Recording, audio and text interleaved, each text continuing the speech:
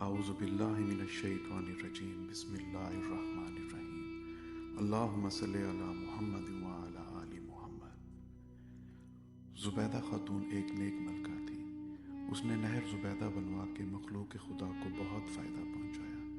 اپنی وفات کے بعد وہ کسی کو خواب میں نظر آئی۔ اس نے پوچھا کہ زبیدہ خاتون، آپ کے ساتھ کیا معاملہ پیش آیا؟ زبیدہ خاتون نے جواب دیا کہ اللہ رب العزت نے بخشش فرما دی۔ خواب دیکھنے والے نے کہا، آپ نے نہر زبیدہ بنوا کر مخلوق کو فائدہ پہنچایا، آپ کی بخشش تو ہونی ہی تھی۔ زبیدہ خاتون نے کہا، نہیں، جب نہر زبیدہ والا عمل پیش ہوا تو پروردگار عالم نے فرمایا کہ یہ کام تو تم نے خزانے کے پیسوں سے کروایا، اگر خزانہ نہ ہوتا تو نہر بھی نہ بنتی۔ مجھے یہ بتاؤ کہ تم نے میرے لیے کیا عمل کیا؟ زبیدہ خاتون نے کہا کہ میں گھبرا گئی کہ اب کیا بنے گا، مگر اللہ رب العزت نے مجھ پہ مہربانی فرمائی۔ مجھے کہا گیا کہ تمہارے ایک عمل ہمیں بہت پسند آیا۔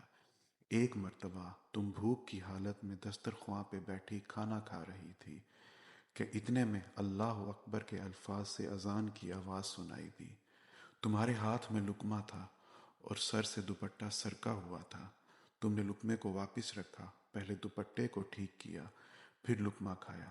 تم نے لقمہ کھانے میں تاخیر میرے نام کے ادب کی وجہ سے کی۔